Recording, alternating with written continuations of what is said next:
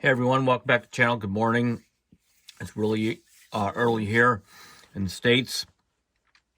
And I'm looking at this MPC. I was just kind of looking at when Ghetto Style sort of broke this whole MPC. And he said, well, look at this. There are no buttons under any of the MPCs right here. And shout out to Ghetto Styles for breaking that. But what we know now is that those buttons may have been what we see right here, which is now a very fuzzy, which I feel a very intentional leak by Akai. This is not a UPS driver that took this and fuzzed it out. This is very intentional by Akai. What we see here is an actual real box, Akai MPC Keys Key 37. So I don't, obviously not a lot has been said about what the internals, but what I can say and only really want to speak to is that as an MPC Keys 61 owner, I would really dig more an MPC Keys 37 just from the ergonomic standpoint. 37 keys is really sort of enough to basically play pretty much most music. And if you're sequencing with it, you don't need to have 61 keys. You really don't. You can get away without it. Live, that might be an issue, but would I see this for my own purposes as having an MPC Keys 61, which I don't have a whole lot of complaints about it. The complaints I actually have, I can deal with. But for portability reasons, I used to carry a MPC Live 2 and a Yamaha Rephase DX around, and it was very, very cumbersome. I don't have any pictures of it to show, but what I remember is a lot of cables dangling on a bed or on a hotel.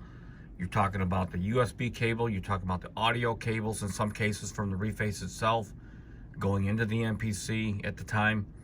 You're talking about the power cable for both the MPC Live and the Rephase, and whatnot. And then you have to deal with propping up the MPC Live on an angle because it works best like that, and then trying to put the Rephase, which is too small to put on a stand. So it becomes pretty awkward, in my opinion. This MPC Keys 37 would totally alleviate the ergonomics, at least. And then, of course, you know from being in the channel, I mean, I sampled all 30 some odd synths that I had, plus plugins, and readapted all those sounds. And no matter what MPC I have, they're all going to be identical in terms of all my sounds are going to be in there. And then all the projects are also all cross compatible. I really couldn't be pulled away from the MPC platform personally myself. And so I'm digging it. I'm really digging it. I don't know if there's a reason to have an MPC Keys 61 and a 37. That I don't know. I think that 37 is really for portability, for mobility, and that would probably displace my need for having an MPC Keys 61. But I'm definitely interested in checking it out. You can see on the box, it's probably what they're showing is Hype, Electric, Odyssey, Selena. What they're not showing, if you look at this box, they're not showing you Fabric Excel, MPC Keys Stage, so forth and so on. So here's my theory on it. You're going to, the MPC Keys came with all those plugins and all that, which I don't really use anyway. But my theory is they're cutting it down big time.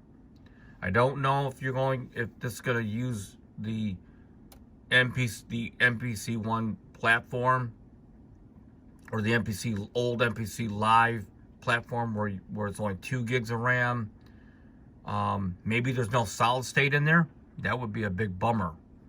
So we don't know if this model is a race towards the bottom, or are they trying to push the envelope a little bit and be a little bit more progressive. In other words, you've got the solid state expandability. You got the 4 gigs of RAM, but for sure they're going to milk you, it looks like here, they're going to milk you by making some users pay for the MPC expansion plugins and whatnot. So I'm okay either way. You know, I use my own sounds, but that might not be practical for other people.